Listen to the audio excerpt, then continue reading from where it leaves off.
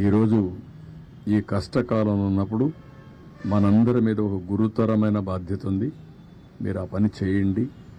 నాకు రాత్రికి రేపు ఎల్లుండి 3 days మాత్రం రాజీ లేదు, జీరో టాలరెన్స్. అందరం కలిసి పనిచేయాలి. ఎక్కడ కూడా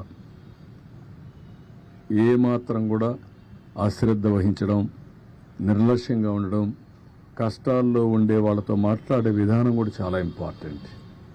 ఒకసారి ఎమోషనల్గా మాట్లాడతారు, హిస్టీరిక్గా మాట్లాడతారు. ఎందుకంటే నిన్నటి నుంచి భోజనం లేదు, కళ్ళ ముందర పిల్లలకు భోజనం పెట్టలేకపోయారు, పేషెంట్లుగా ఉండే పేరెంట్స్ని చూసుకోలేకపోయారు. అవన్నీ చూసినప్పుడు ఎవరికైనా కోపం వస్తుంది, బీపీ పెరుగుతుంది, ఆవేశం వస్తుంది. అలాంటి సమయంలో మనం వాళ్ళని సముదాయించాలి, ఎప్పటికప్పుడు వాళ్ళకి గౌరవించాలి. వాళ్ళు గట్టిగా మాట్లాడినా మీరు వాళ్ళని ఏ విధంగా మెప్పించాలనో మెప్పించి మనం ఏం చేయాలనో చేయాలని చెప్పి కూడా చాలా స్పష్టంగా చెప్పాను. మా వాళ్ళు కూడా చేస్తారని చెప్పి ఆశిస్తున్నా. నేను సర్వేలు కూడా కండక్ట్ చేసుకుంటున్నా. ఎక్కడికక్కడ ప్రజాభిప్రాయాన్ని మేము ఇచ్చినట్టు చేరాయా లేదా అని కూడా అడుగుతున్నాం. దానివల్ల కూడా నాకు సమాచారం వస్తుంది. ఆ సమాచారాన్ని బేస్ చేసుకుని మళ్ళీ అక్కడ పంపించవలసిన నిత్యావసర వస్తువులన్నీ పంపిస్తాం. ఇది phase 1లో మేము చేసే కార్యక్రమం. ఇది అయిన తర్వాత ఎక్కడికక్కడ శానిటేషన్, ఇప్పటి నుంచే శానిటేషన్ పైన కూడా శ్రద్ధ పెట్టాల్సిన అవసరం ఉంది. కొన్ని ప్రాంతాల్లో ఒకరిద్దరు చనిపోయారు కూడా అంటున్నారు. దాన్ని కూడా, ఎందుకంటే నిన్న ఈరోజు ఈ నీళ్ళల్లో ఓసారి బయట వచ్చినప్పుడు కానీ అలాంటప్పుడు ఒకరిద్దరు చనిపోయింటే అవన్నీ కూడా అకౌంట్ ఫర్ చేయాల్సిన అవసరం ఉంది. దానిపైన కూడా శ్రద్ధ పెడతాం. ఇవన్నీ చేస్తూనే శానిటేషన్ కంప్లీట్ చేసి వాళ్లకు పునరావాసం చేయడానికి మళ్ళీ ఏం చేయాలనో అవి కూడా ఫైనలైజ్ చేస్తాం. దాన్ని కూడా తొందరగా కంప్లీట్ చేసి ఈ టీంతోనే టోటల్గా మళ్ళీ వాళ్ళకు ఒక నమ్మకం ఇచ్చి, మళ్ళీ ఒక భరోసా ఇచ్చి వాళ్ళందరినీ కూడా ఏ విధంగా ఆదుకోవాలని ఆదుకున్న తర్వాతనే ఇక్కడి నుంచి కదలబోతున్నాం. ఇది ఈరోజు కార్యక్రమం. కానీ ఏమీ తెలియని నాయకులు కనీసం వీళ్ళ పీరియడ్లో ఆ రోజు ఏదైతే మనం ఈ డ్రైన్, బుడమేరు డ్రైన్ కనీసం బ్రీచ్ అయింది కూడా తెలియదు. బుడమేరుకు గేట్లు ఉన్నాయని మాట్లాడతారు. వీళ్ళు ఎట్లా సీఎంలు అయ్యారని నాకైతే అర్థం కాదు. అది నేరుగా వస్తుంది, దానికి కాలువలో వచ్చి పోతే కృష్ణాకి వెళ్తుంది, అది కూడా తెలిసి ఉండదు. లేకపోతే కొల్లేరుకు పోతుంది. తెలియాలని లేదు, కనీసం తెలుసుకోవాలని ఉండాలి. అది కూడా తెలియకుండా మాట్లాడే పరిస్థితి. ఇంకొక పక్క మా ఇల్లు కాపాడుకోవడానికి బుడమేరుకు నీళ్లు పంపించామంట. ఏం మాట్లాడతారండి? ఎంత అజ్ఞానం, లేకుంటే విచ్చలవిడితనం. ఏది చెప్పినా నమ్మతారని, ఏదో ఒకటి వాగితే ఏమీ చేయలేదని. వచ్చింది వర్షాలు నిన్న రాత్రి జరిగింది. తెల్లవారే కొందుకు అందరం పరిగెత్తి ఎక్కడెక్కడుందో అన్ని జిల్లాల్లో కూడా ఫుడ్ పాకెట్స్ తయారు చేసి కొన్ని ఎయిర్ లిఫ్ట్ తీస్తున్నాం, కొన్ని తెప్పిస్తున్నాం. ఇక్కడ హోటలర్స్ అందరికీ చెప్పాను, ఇది మీ బాధ్యత. గవర్నమెంట్ ఈరోజు మేము డిమాండ్ చేస్తున్నాం, కమాండ్ చేస్తున్నాం, ఆదేశాలు ఇస్తున్నాం. ఎవ్వరికి ఎగ్జంప్షన్ లేదు. మీరు ఇన్ని లక్షల పాకెట్లు చేయాలంటే చేయాల్సిందే. మీరు సప్లై చేయమని ఆదేశాలు ఇచ్చాం. ఎందుకు, దేనికోసరం?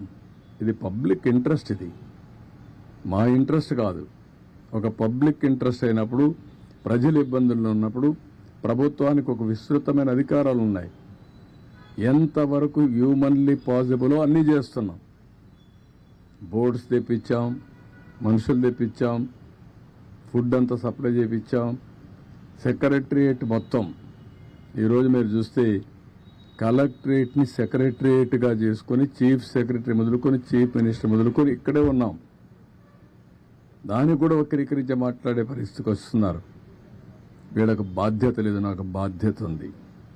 హరికేన్ తుఫాన్ 96-97 రాజమండ్రి ఆర్డీఓ ఆఫీస్ని సెక్రటరియట్గా చేసుకుని ఆల్ సెక్రటరీస్ని రమ్మని వారంలో మళ్ళీ అన్ని పనులు పూర్తి చేసి నార్మల్సీ తెచ్చిన తర్వాతనే హైదరాబాద్కి వెళ్ళాను.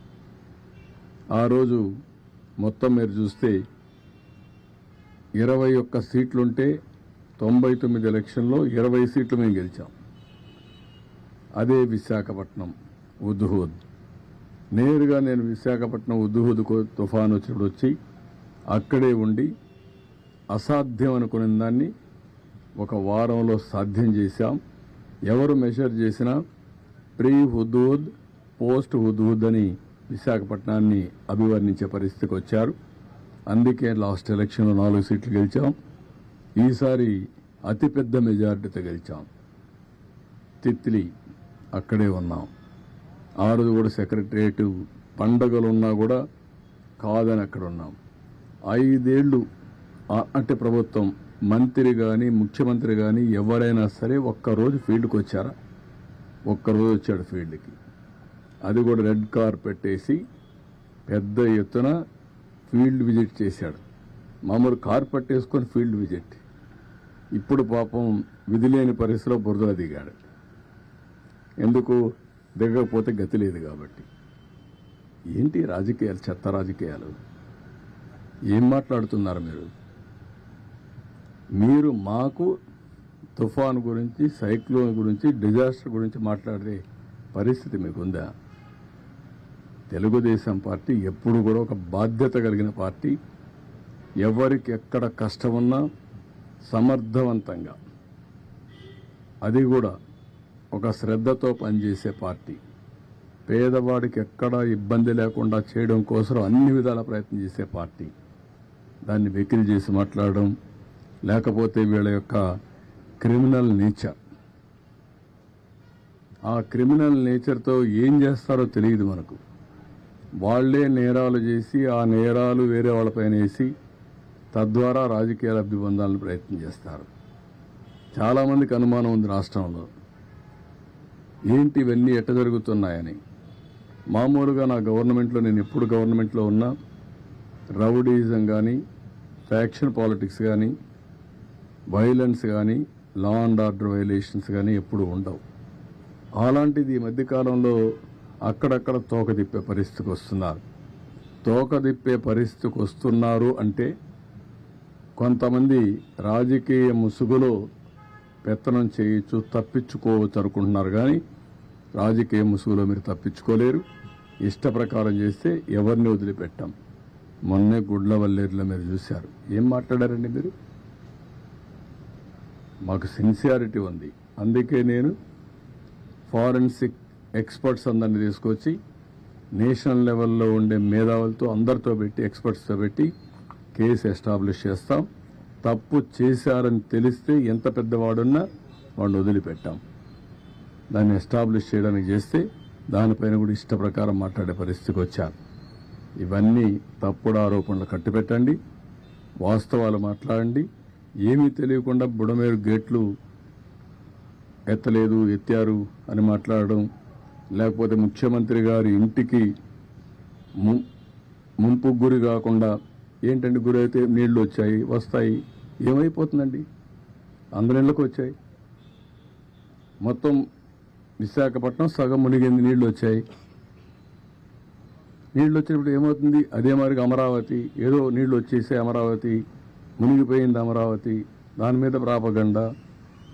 ఏమీ జరగలేదు అక్కడ. ఇలాంటి తప్పుడు ప్రచారం చేసి, తప్పుడు ఇది చేసి ఏదో రాజకీయ లబ్ధి పొందాలనుకుంటున్నారు. ఇది కరెక్ట్ కాదు. నేను ఎప్పుడూ 45 ఏళ్లు నా రాజకీయ జీవితంలో ఇంత పనికిమాలిన పార్టీని, పనికిమాలిన ప్రచారాన్ని ఎప్పుడు చూడలేదు. ఏది ఏమైనా తెలుగుదేశం పార్టీ చాలా స్పష్టంగా ఉంటాం. ఎక్కడికక్కడ ఇలాంటి తప్పుడు ప్రచారాల్ని ఖండిస్తూ, ఎవరైనా సరే నేరాలు చేసి రాజకీయ లబ్ధి పొందాలనుకుంటే మాత్రం చాలా స్పష్టంగా ఉంటాం. ఆ విషయం గుర్తుపెట్టుకోవాల్సి హెచ్చరిస్తున్నాం. ఎవరికి ఇవ్వాలి, ఎవరికి ఇవ్వాలి ఇన్ఫర్మేషన్ తెలియదా? గేట్లు ఎత్తడంలో ఇన్ఫర్మేషన్ ఇవ్వలేదా? ఏ గేట్లు అయితే ఎప్పుడు ఇన్ఫర్మేషన్ ఇవ్వాలి? ఫస్ట్ నుంచి ఎవ్రీడే మీరు, నేను, ప్రజలు అందరికీ, రైతులకు ఇన్ఫర్మేషన్ ఇవ్వలేదా?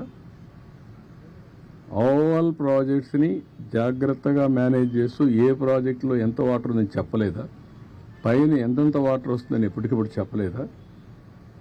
ఏ రోజు జరిగింది? లాస్ట్ డే ఏదైతే మన సైక్లోన్ క్రాస్ అయ్యేది శ్రీకాకుళంలో, కళింగపట్నంలో క్రాస్ అవుతుందనుకుని అక్కడే క్రాస్ అయింది. క్రాస్ అయిన తర్వాత ఈ రెయిన్ఫాల్ అంతా కళింగపట్నంలో పడుతుంది అనుకుంటే అంత మునుపంతా రెయిన్ అంతా పడింది గుంటూరు, కృష్ణాలో పడింది. ఆ తర్వాత ఖమ్మం, నల్గొండలో పడింది. నల్గొండ, ఖమ్మంలో పడింది. మళ్ళా ఎక్కడికి వచ్చింది? నేరుగా ప్రకాశంకి వచ్చింది. ఈ మన బుడమేరు కానీ పక్కనుండే ఇంకా కొన్ని డ్రైన్స్ కానీ అన్నిట్లో నీళ్లు వచ్చాయి. దాంట్లో వచ్చిన అడిషనల్గా వచ్చే వాటర్ ఇది శ్రీశైలం అప్పటికే నిండిపోయింది, నాగార్జునసాగర్ నిండింది, పులిచింతలు నిండింది. అక్కడి నుంచి హెవీ రెయిన్ఫాల్తో ఆయన్ని వచ్చాయి. ప్లస్ ఇక్కడ పడిన వర్షంతో ఈ నీళ్లు వచ్చాయి. ఇక్కడ ఎక్కువ వర్షం పడింది, లోకల్ క్యాచ్మెంట్లో నీళ్లు వచ్చాయి. ఆల్ ఆఫ్ ఏ సడన్ కమ్ముకొని వచ్చి వీళ్ళు చేసిన తప్పుడు పని, మానవ తప్పిదం. ఆ రోజు వీళ్ళు బ్రీచ్ చేసింది కానీ మేము కానీ చెక్ చేసుకొని ఉంటే, ఆ బ్రీచెస్ క్లోజ్ చేసి ఉంటే ఇప్పుడు ఈ నీళ్ళు వచ్చే పరిస్థితి లేదు. ఇది నువ్వు అనలైజ్ చేసుకొని మాట్లాడాలా, తెలియకపోతే నేర్చుకొని మాట్లాడాలా. ఏదంటే ఇది మాట్లాడతాను, ఏదో ఇన్ఫర్మేషన్. ఏమి ఇన్ఫర్మేషన్ అది? ఈరోజు నిన్న జరిగితే ఈరోజు అన్ని జిల్లాల్లో కూడా వండించి తీసుకొచ్చి 3,50,000 మందికి ఇప్పటికి తిండి పెట్టాం. ఇంకొక 1,00,000 మందికి పెడతాం. ఇప్పుడు రాత్రికి కూడా ఇస్తున్నాం. ఎక్కడ చేయలేదంటే రెడీనెస్ రాత్రికి ఇప్పుడే కదండి. రాత్రి జరిగితే తెల్లవారే కొందికి ఒక 120 బోట్లు తెప్పించామే. ఎక్కడి నుంచి వచ్చే బోట్లు, ఎక్కడి నుంచి ఆపరేట్ చేస్తాం మీరు చూడలేదా? మరి అక్కడి నుంచి మొత్తం ఫుడ్ అంతా కూడా తీసుకెళ్ళాం, ప్రొక్యూర్ చేసాం. అది ఒక బాధ్యత. మేము వీళ్ళ కోసం అపోజిషన్ చేయలేదు.